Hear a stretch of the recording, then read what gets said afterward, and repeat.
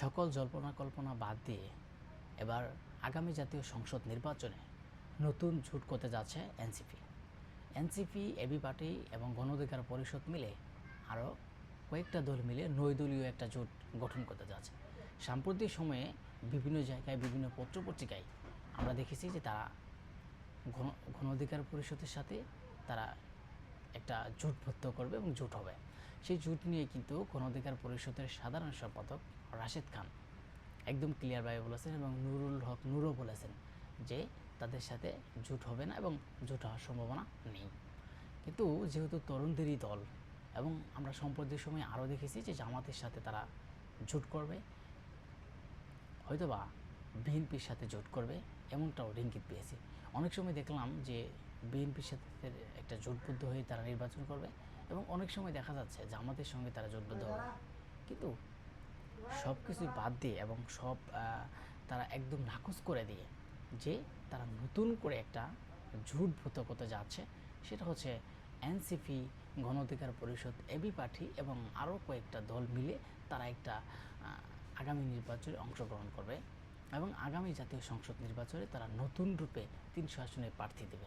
কিন্তু নাহিদ ইসলাম বলেছেন যে কিছু জায়গায় তাদের প্রার্থীর সংখ্যা বাদ পড়তে পারে, সেটা হচ্ছে বিএনপির যারা বা জামাতের যারা হেভিওয়েট প্রার্থী আছেন তাদেরকে সম্মানের খাতিরে তারা সেখানে বাদ করে দিতে পারে। কিন্তু এই জামাতের আপনার এনসিপি এবং গণ অধিকার পরিষদ তারা যে একটা জোট করছে, আসলেই তাদের এই জোট কি আদৌ হবে কিনা, এখন যে একটা নয়দলীয় জোটের পরিকল্পনা চলছে আদৌ হবে কিনা, বা সেই জোটে তাদের কি লাভ বা তারা কীভাবে কিছু অর্জন করতে পারবে কিনা এই জোটে।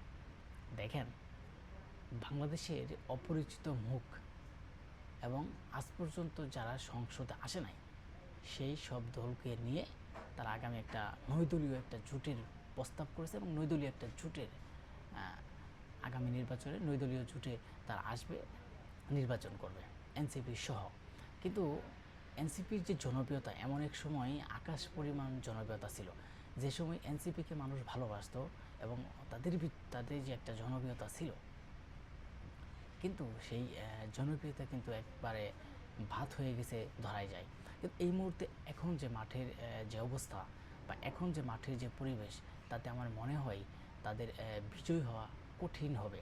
কারণ বিএনপির যে জায়গায় যে প্রার্থীগুলো দিয়েছেন এবং সেখানে বিএনপি যদি 300 প্রার্থী বাংলাদেশে ঘোষণা করে, তাহলে সেই জায়গায় 250 থেকে 60টি আসন জিতে আসার সম্ভাবনা আছে, এতে কোনো বিন্দু পরিমাণ সমস্যা হবে না।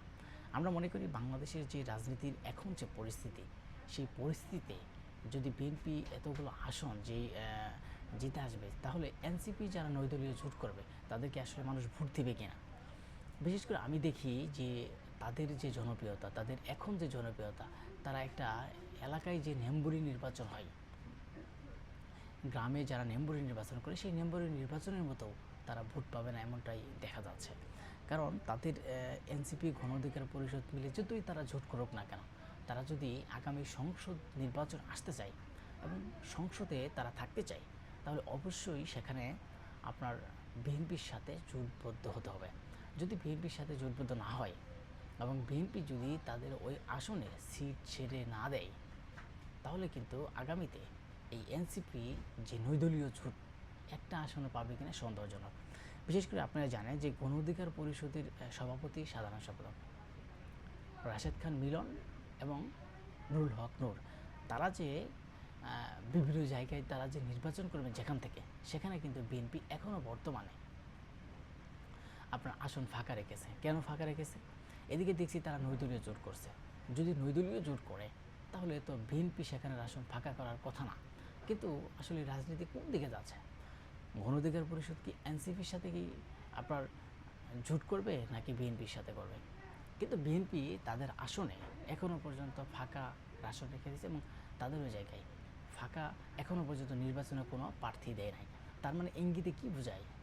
তার মানে বিএনপি যে ইঙ্গিত দিয়েছে সেটা দ্বারা বোঝায় এবং গণ অধিকার পরিষদের সভাপতি তাদেরও ইঙ্গিত দ্বারা বোঝায় সেখানে তারা একটা বিএনপির সাথে জোট করতে পারে বলে আশা করা যায়, মানে ব্যক্ত করা। কারণ গণ অধিকার পরিষদ এবং বিএনপি যদি তারা একত্র হয়ে জুটি না করে, তাহলে বিএনপি সেখানে কেন আসন ফাঁকা রাখলো, এটাও একটা মানুষের মনের ভিতরে প্রশ্ন। কিন্তু এইদিকে দেখা যাচ্ছে নৈদলীয় জোটও তারা করছে, কিন্তু আসলে নির্বাচনের আগে বোঝা যাবে আসলে কে কার সাথে জোট হচ্ছে বা হয় নাই। যেমন জামাতে ইসলামের যে ৮ সমন্বয় দল, সেই ৮ দলীয় সমন্বয় করার পর হেফাজতের যে আমির, তিনি বলেছে যে তাদের সাথে তারা নির্বাচনে যাবে না এবং তাদের সাথে তারা নির্বাচন করবে না, এমনটাই তো হেফাজত ইসলামের আমির বাবুনগরী তিনি বলেছেন। তাহলে নির্বাচনের আগেই যে কেরা কার সাথে জোট করবে বা কীভাবে নির্বাচন হবে সেটা কিন্তু আসলে বলা কঠিন, ইম্পসিবল। আমরা মনে করি যে ইম্পসিবল। সেটা কী কারণে, যে এখন যে রাজনীতির পরিস্থিতি সেটা হয়তো যে কোনো মুহূর্তে পরিবর্তন হতে পারে। আমরা একটা জিনিস খেয়াল করলে দেখতে পারি যে রাজনীতির কথাবার্তা এবং রাজনীতিতে শেষ বলতেও কোনো কথা নেই। আরেকটা জিনিস হচ্ছে রাজনীতির যে বক্তব্য, তার এই মুহূর্তে একটু পরে আরেক পরিবর্তন হতে সময় লাগে না, এবং যে কোনো মুহূর্তে যে কোনো সম্পর্কের কারণে বা ওঠা বসার কারণে বা ক্ষমতা গ্রহণ করার জন্য যেটাই হোক, রাজনীতিক পরিবর্তন হয়ে যায়। আপনি দেখেন গণ অধিকার পরিষদের সভাপতি, তিনি যদি বিএনপির সাথে জোটবদ্ধ না হয়, তাহলে তার আসনে সভাপতি যিনি নুরুল হক নূর, তার আসনে তিনি জিতে আসতে পারবেন না, তার আসনেও তিনি এমপি হিসেবে আসতে পারবেন না। এখন রাশেদ খানও এমপি হয়ে আসতে পারবেন না। এখন যদি তাকে সংসদে যেতে হয় এবং যদি সংসদে তাদেরকে বক্তব্য দিতে হয় এবং সংসদে কিছু কথা বলতে হয়, তাহলে তাদেরকে অবশ্যই তাদেরকে বিএনপির সাথে জোট বাঁধতে হবে। যদি বিএনপির সাথে জোট না বাঁধে, তাহলে তারা বাংলাদেশে একটি আসনে জিতে আসার সম্ভাবনা তাদের নাই। এবং তরুণদের মানুষ ভাবে যে তরুণদের নিয়ে একটা রাজনৈতিক দল প্ল্যাটফর্ম তৈরি করা, একত্র করা এবং তরুণদেরকে বোঝানো যে আগামী নির্বাচনে তাদেরকে ভোট দেয়। কিন্তু আসলে মাঠের বাস্তবতা এটা হয় না। কেন হয় না? আমরা একটা জিনিস দেখতে পারি যে রাজনৈতিক জিনিসটা খুবই একটা কঠিন আর খুবই একটি সহজও, কিন্তু বর্তমানে যে মাঠের পরিস্থিতি আর মনের পরিস্থিতি কিন্তু এক না। বিভিন্ন জায়গায় নেতাকর্মীরা যখন বক্তব্য দেয়, সেই বক্তব্যের সাথে কিন্তু মাঠের পরিবেশের পরিস্থিতি মিলে না। মাঠের এক ধরনের কাজ এবং তাদের বক্তব্য এক ধরনের কাজ, যেই কারণে তাদের ইস্যু হয়ে যায় এবং তাদের এই কথা নিয়ে তাদের মিল থাকে না। যে কারণে আমরা বলি যে আগামীতে এরা তবুও গণ অধিকার পরিষদ এবং যারা এই জোটবদ্ধ নৈদলীয় জোট করতে চাচ্ছে, তাদের জন্য অবশ্যই শুভকামনা এবং ভালোবাসা।